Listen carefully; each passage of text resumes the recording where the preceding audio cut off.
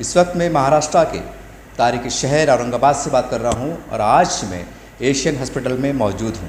आज जिस शख्सियत के पास, जिस व्यक्ति के पास मैं बैठा हूँ, ये किसी तारुफ के मोहताज नहीं। डॉक्टर शेख हाशमी साहब एक अपना एक नाम है, एक सामाजिक क्षेत्र में इनका एक काम है। हमें व्हाट्सएप से और कुछ उनके चाहने वालों से ये हमें जानकारी मिली कि साहब औरंगाबाद पूर्व से या मध्य से चुनाव लड़ने का इरादा रखते हैं। तो बस वही बात की जांच के लिए कि सच में चुनाव लड़ना चाहते हैं या कुछ और बातें। सर, हमारे चैनल में आपका स्वागत है, खैर मकदम है। सर, हमें आपके चाहने वालों से मालूम पड़ा है कि साहब को खड़े रहना चाहिए, आपको चुनाव लड़ना चाहिए, ये कहाँ तक सही है?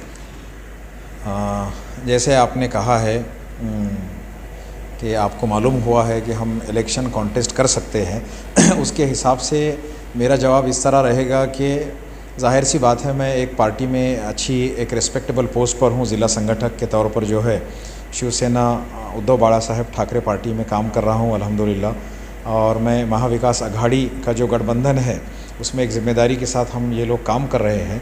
और जहाँ तक आपने कहा है पूर्व या मध्य, उस तरह से नहीं है। दरअसल मध्य जो है वो शिवसेना की पारंपरिक सीट रही है पहले से, तो मेरा ख़्याल है कि इस बार भी शिवसेना के लिए जो है मध्य की सीट ही रहेगी। और अगर पार्टी की तरफ से ये डिसीजन होता है कि उसमें जिस तरह की भी कैंडिडेट के डिक्लेरेशन होंगे और उसमें मेरा नाम अगर आता है तो इंशाल्लाह हम उस पर ज़रूर गौर करेंगे। सर, अभी व्हाट्सएप, फेसबुक पे और अखबारात में भी चर्चा चल रही है कि कांग्रेस पार्टी है, राष्ट्रवादी है, शिवसेना है। क्योंकि इंडिया अलायंस के जब चुनाव हुए थे लोकसभा के, तो मुश्तरका तौर पर मुसलमानों ने तीनों को वोट दिया था। तो शिवसेना को भी कम से कम 10 से 12 सीट छोड़ना चाहिए बतौर एक, क्योंकि आप मुसलमान हैं, मुस्लिम हैं आप, और शिवसेना में एक बड़ी पोस्ट पे चले गए आप। तो क्या आने वाले वक्त में आपका कुछ ऐसा मामला रहेंगे कि आप पार्टी सिफारिश करेंगे साहब मुसलमानों को इंसाफ दीजिए? 100% डेफिनेटली रिप्रेजेंटेशन होना चाहिए और करेंगे नहीं, हम कर चुके हैं। हमने उद्धव साहब से ये बात की है और उद्धव साहब ख़ुद इस बात के लिए क़ायल हैं और वो सोचते हैं कि जो मुस्लिम कम्युनिटी ने जिस तरह से महाविकास अघाड़ी और इंडिया अलायंस को जो है एक तरफ़ा बिला शर्त बेइंतहा अपने वोट्स डाले हैं। अनफॉर्चुनेटली हमारे शहर में वो वोट नहीं मिल पाए हैं उतने, लेकिन पूरे महाराष्ट्र और इंडिया में जो वोटिंग का परसेंटेज रहा, तो उसके साथ साथ इन तीनों पार्टीज़ का ये ख्याल भी है कि तमाम कौम को, तमाम कास्ट को, तमाम ज़ात को जो है लेकर चले। बिकॉज़ ये ज़ात पात मानने के बजाय जो है इंसानियत के लिए काम करने वाली पार्टीज़ है, तो डेफ़िनेटली ये लोग रिप्रेजेंटेशन अच्छे से देंगे इंशाल्लाह और उसमें हम पेश रहेंगे। सर, चूँकि आप नए नए सियासी मैदान में आए हैं, यकीनी तौर से आप सामाजिक काम करते रहे कई सालों से, इसमें कोई शक की शुबा नहीं है। लेकिन ये लोकसभा में हमने देखा है कि 3.5 लाख इमाम के ख्वाजा इम्तियाज़ जलील साहब को मिलते हैं और तीनों क्षेत्र काफ़ी वोट मुसलमान के मिलते हैं। तो आपको नहीं लगता कि यहाँ पर कहीं ना कहीं ये आपको बहुत इमाम पार्टी आपकी बहुत चुनौती साबित होंगी? सियासी पार्टी मैंने अभी नया नया ज्वाइन किया हूँ, सियासत में नया नहीं हूँ। जो भी शख्स वोट डालता है वो सियासी होता है और अल्हम्दुलिल्लाह अभी मैं लगभग 30 साल से वोट डाल रहा हूँ, तो मुझे लगता है कि मेरा 30 साल का सियासी तजुर्बा है। उसके अलावा जिस तरह आप देखते हैं IAS IPS ऑफिसर जो होते हैं तो वो एडमिनिस्ट्रेशन का जो काम करते हैं तो वो उसी वजह से सियासी मैदान में कामयाब होते हैं। उस तरह मेरा एक एडमिनिस्ट्रेशन का बड़ा तजुर्बा है अल्हम्दुलिल्लाह, 2 मेरे बड़े हॉस्पिटल्स हैं। उसी तरह से हम सोशल वर्क में और बहुत सारे समाजी कामों में पिछले 10 साल से एक्टिव हैं, तो हमारे लिए सियासत नई चीज़ नहीं है। एक चीज़ ये है। दूसरी चीज़ जो है, चुनौती कोई पार्टी या कोई कौम के लोग या कोई मज़हब के लोग नहीं होते हैं। चुनौती होती है आपके मुद्दे कि ग्राउंड पर आप किन चीज़ों के लिए काम करना चाह रहे हैं, आपके पास किन मुद्दों को लेकर के आपके पास एक विज़न बना हुआ है। हमारे लिए मेन मुद्दे वो है। मज़हब के नाम से वोट लेना, ज़ात के नाम से वोट लेना, इस किस्म की पॉलिटिक्स का मैं भरपूर मुखालिफत करता हूँ। सर, जब चुनाव चल रहे थे लोकसभा के, क्योंकि और आपको पता है औरंगाबाद की राजनीति कैसी है, की सियासत कैसी है, 2 मुद्दे जिसमें बाबरी मस्जिद भी शामिल थे और संभाजी नगर। एक बतौर मुस्लिम कि आप यह पार्टी में आपने शामिल हुए हैं, तो और औरंगाबाद में बड़ा हल्का है आपका, तो एक तरह तरह की बातें होती हैं। ये 2 पहलू कैसे देखते हैं आप? क्या ये इसको दफन कर देना चाहिए आगे मुसलमानों को मुस्तकबिल लेके, क्या वाकई इसके ऊपर कुछ आपकी अपनी क्या सोच है, बताओ? मैंने अभी जैसे आपसे कहा हूँ कि हमारा विज़न और हमारे मुद्दे जो है वो ये मुद्दे हैं कि हमने जो बेसिक नीड्स है, जो हर मुसलमान के जज्बात और ख़यालात है, वही मेरे भी है। अल्हम्दुलिल्लाह मैं एक दीनदार और अक़ीदे वाला मुसलमान हूँ। जो ख़यालात आपके हैं वही मेरे भी हैं, लेकिन मेरे लिए एक चीज़ इम्पॉर्टेंट ज़्यादा ये है कि जैसे हमने मालूम किया कि हमारे शहर में 10 दिन में एक बार पानी आता है, तो 10 दिन के बाद पानी आने से किसी इंसान की मौत नहीं होती है, लेकिन खुदा न खास्ता अगर किसी इंसान को मेडिकल हेल्प ना मिले 5 मिनट के लिए तो उसकी मौत हो सकती है। For example severe heart attack है, या किसको पैरालिसिस का अटैक है, या किसका कोई एक्सीडेंट हो गया है। तो हम इन मुद्दों से भटक गए हैं और हमको भटकाने की कोशिश की जा रही है। और मुसलसिल 2 जमातें हैं, एक मुस्लिम लोगों के जज्बात को भड़काती है और एक हिंदुओं के जज्बात को भड़काती है। ये दोनों जमातें जज्बात को भड़काने के अलावा दूसरा कोई काम नहीं करती है। बेसिक मुद्दों से, जैसे मैंने आपसे कहा हूँ कि सबसे बेसिक मुद्दा खाना और पानी से ज़्यादा हेल्थ का है, उस पर कोई बात नहीं करता है। आपके, मेरे और किसी भी समाज और किसी भी कौम के जो नन्हे और मासूम बच्चे होते हैं, उनकी तालीम, तरबियत और उनके मुस्तक़बिल के बारे में किसी किस्म की कोई सोच ही नहीं है। हमारे पास में जो रोज़गार की ज़रूरत है, नौजवान बेचारे बेरोज़गार घूम रहे हैं, चाहे वो 18-20 साल के हों, चाहे वो 40 साल तक हो गए हों। आजकल हम देख रहे हैं मार्केट में, समाज में, रिश्तेदारों में, दोस्तों में, जहाँ जहाँ मिलते हैं वहाँ पर जो है लड़कियाँ काम करती हैं और लड़के बेकार घूमते हैं। हमको इन मुद्दों पर बात करनी चाहिए कि हमारी आपस में एक मेल जोल कैसा बढ़े।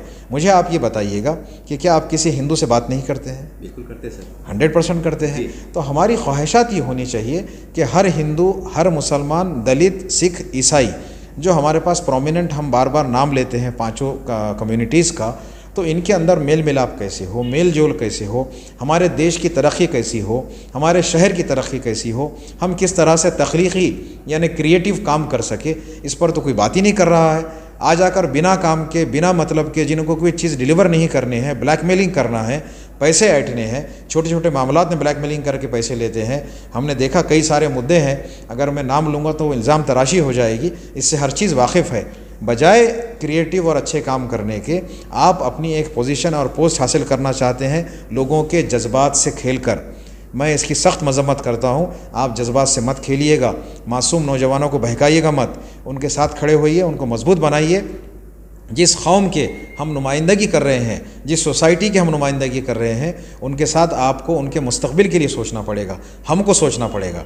मुझे अल्हम्दुलिल्लाह अल्लाह के फजल करम से किसी भी चीज़ की ज़रूरत नहीं, अल्लाह नज़र बद से बचाए।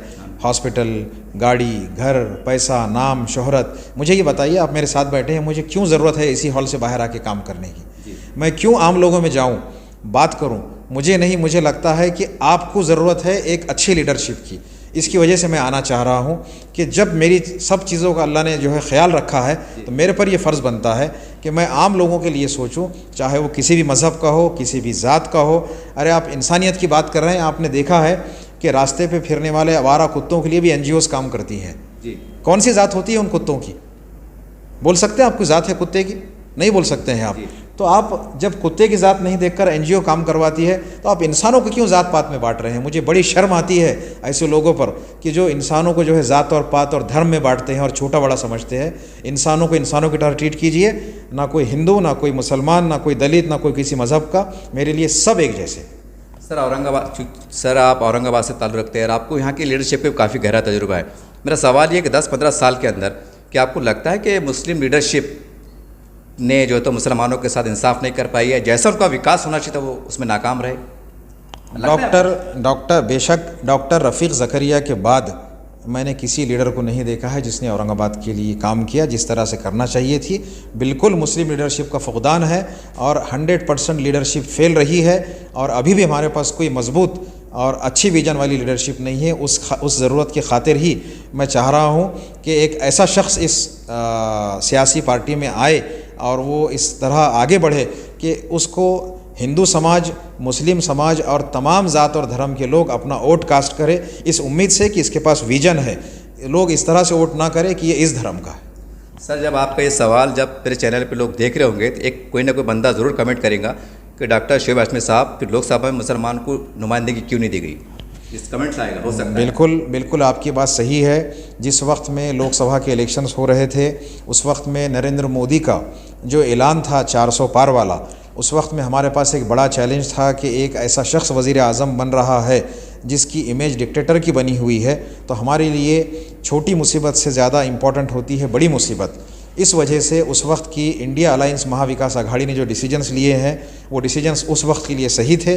जैसे अभी आपने कहा है कि हमको भी रिप्रेजेंटेशन मिलना चाहिए और मेरी भी ख्वाहिश है मिलना चाहिए, ज़रूर इंशाल्लाह मिलेगा और उस चीज़ को अब भर कर निकाला जाएगा। सिर्फ ये बात कह देना जज्बाती तौर पर क्यों नहीं दिया गया, तो मुझे आप ख़ुद चैनल के माध्यम से बताइए कि कौन से 4 नाम आपके पास थे जिनको MP का टिकट दिया जा सकता था। सर एक सवाल है कि अगर हम शिवसेना की बात करते हैं तो शिवसेना का माजी हम तक अगर पीछे चले जाते हैं तो थोड़ा तल्ख यादें सामने आ जाती है। आप चूँकि शिवसेना पार्टी में बहुत करीब जा चुके हैं, काफ़ी लीडरान से आपके राब्ते में उनके साथ उठ रहे हैं, बैठ रहे हैं, क्या आपको लगता है कि ये पार्टी आने वाले समय के अंदर मुसलमानों के साथ तमाम शोबेजात में इंसाफ कर पाएगी?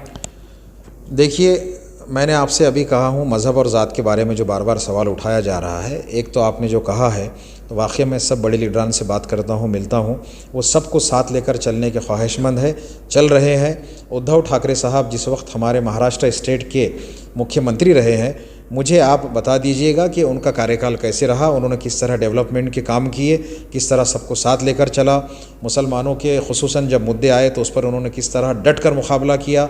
उन्होंने अपनी बार बार तकारीर में और इंटरव्यूज़ में मुसलमानों का भी शुक्रिया अदा किया। लेकिन चूँकि आप ये चाहते हैं कि वो पूरी तरह से एक जिस तरह कुछ पार्टीज़ दावे करती है हरे हो जाने की, इस तरह नहीं होता है। इंसान कोई भी पॉलिटिशियंस को सबको साथ लेकर चलना पड़ता है, वो भी साथ लेकर चल रहे हैं, चाहे वो किसी भी मज़हब और किसी भी धर्म का हो, वो 100% सबको साथ लेकर चल रहे हैं। रही बात पुरानी बातों की, तो 2 भाइयों में अगर झगड़े होते हैं, मियाँ बीवी में झगड़े अगर तकरार होते हैं, तो उसके बाद में 2 भाई झगड़े करके अलग हो जाना चाहिए, मियाँ बीवी ने तलाक़ लेना चाहिए, या बातों को भूल करके कॉम्प्रोमाइज़ करना चाहिए? कॉम्प्रोमाइज़ करना चाहिए। जब कॉम्प्रोमाइज़ करना चाहिए उसके बाद नई शुरुआत होती है। तो मुझे लगता है सब लोगों से मेरी अपील है कि उद्धव साहब ने हाथ बढ़ाया है, कांग्रेस NCP पहले से सेकुलर पार्टीज़ का नाम रही है, तो हमने भी हाथ बढ़ाना चाहिए और एक दूसरे के साथ मदद करके हमारे मुल्क और हमारी रियासत की तरक्की में काम करना चाहिए। सर अगर माजी के हम अगर इलेक्शन को देखते हैं, एक तल्ख तजुर्बात ये भी है कि मान लो अगर किसी पार्टी ने अगर किसी खासदार को बोलो आमदार को टिकट देती भी है मुसलमान चेहरा देख के, तो ये कड़वा सच है साहब, हम इतिहास उठा के दे सकते हैं कि हमारे हिंदू भाइयों के वोट नहीं मिल पाते हैं। अब बतौर शिवसेनक या महाविकास आघाड़ी चुनाव अगर उतरते हैं, अगर पार्टी आपके भरोसा जताती है, तो आपको लगता है कि एक नए समीकरण में हिंदू लॉबी के जो वोट है या हिंदू हमारे भाई के वोट है वो आपको मिलेंगे बतौर मुसलमान चेहरा? मुझे लग रहा था आप ये सवाल ज़रूर पूछेंगे। देखिए, मैंने आपसे कहा कि मेरी जो शख्सियत है, मेरी जो सोच है, वो ये है कि मैं कभी किसी मज़हब और धर्म में तफरीक़ा डिफ्रेंशिएशन नहीं करता हूँ। जिस तरह मैं एक डॉक्टर हूँ, हॉस्पिटल चला रहा हूँ अल्हम्दुलिल्लाह, मेरे पास हज़ारों पेशेंट्स एडमिट होते हैं, लाखों रिलेटिव्स ने यहाँ विज़िट किया है पिछले 10 सालों में। मेरे ताल्लुक़ात और मेरी इमेज जो है वो हर मज़हब हर धर्म के अंदर इक्वली एक्सेप्टेबल है। अल्हम्दुलिल्लाह लोग मुझे जानते हैं, मेरे काम को जानते हैं, और मुझे पूरा यकीन है कि अगर पार्टी किसी वजह से मुझे चुनती है और मुझ पर भरोसा जताती है तो मुझे शिवसेना पार्टी के कम से कम इंशाअल्लाह 50,000 वोट शिवसैनिक के मिलेंगे, और मेरे अपने नाम के NCP के और कांग्रेस पार्टी के हम और 30-40 हज़ार वोट ले पाएंगे। 80,000 से 1 लाख वोट तक मिल सकते हैं। हिंदू मुस्लिम सब मज़हब, सब धर्म, दलित, सिख, ईसाई सब वोट करेंगे। ये झूठा प्रोपेगेंडा है कि हिंदू वोट नहीं डालेंगे, मुसलमान नहीं डालेंगे। आज के पहले आपने ऐसी शख्सियत दी ही नहीं, इस वजह से आपको ये तजुर्बा हुआ। सर का आपका सवाल इसके बाद कि जैसा आपने कहा है कि हज़ारों लोग आपके राब्ते में लोग आपसे मिलते हैं, क्या और हमारे औरंगाबाद में उलमाए दीन भी है, सामाजिक कार्यकर्ता भी है, कई लोग हैं, और बहुत फ्रैंक सवाल कर रहा हूँ। ये सवाल मैं समझता हूँ इंटरव्यू का सबसे जामे सवाल है, जामे, कि वो मुसलमान लोगों ने आपको तायद किया है कि डॉक्टर साहब नए हालात में बढ़िए आगे, हम आपके साथ में, कई बड़े बड़े चेहरे, नामवर चेहरे आपके साथ में, चाहे पोशीदा सही। बेशक 100% मेरा ताल्लुक़ जो है, जैसे आपने समाजी कामों में कहा है, तो मैं वक्तन फ़ौक़तन उलमाए दीन से जो है मिलता हूँ, उनकी रहनुमाई भी लेता हूँ, और मेरा दीनी मामलात में उन लोगों से, हर जमात के लोगों से जो हमारे रास्ता बताने वाले लोग हैं, उलमाए दीन जो है वारिसीन रसूल हैं, तो मेरी बहुत फ्रीक्वेंटली जो है इन लोगों से अच्छे मामलात में मुलाकातें होती हैं।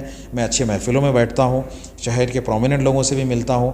अल्लाह के फजल व करम से हर एजुकेटेड, आम, दीनी, सादे, अच्छे, जिसको आप आम लोग समझते, सभी से मेरी बहुत मुलाकातें हुई, सबकी तायद है अल्लाह के फजल से। लेकिन मैं टिकट की डिमांड नहीं कर रहा हूं। अगर पार्टी ने मुझे कहा है कि आपको ये इलेक्शन कॉन्टेस्ट करना है तो डेफिनेटली मैं पूरी ताकत से, जिस तरह इलेक्शन लड़ा जाता है उस तरह से इंशाअल्लाह लड़ूंगा।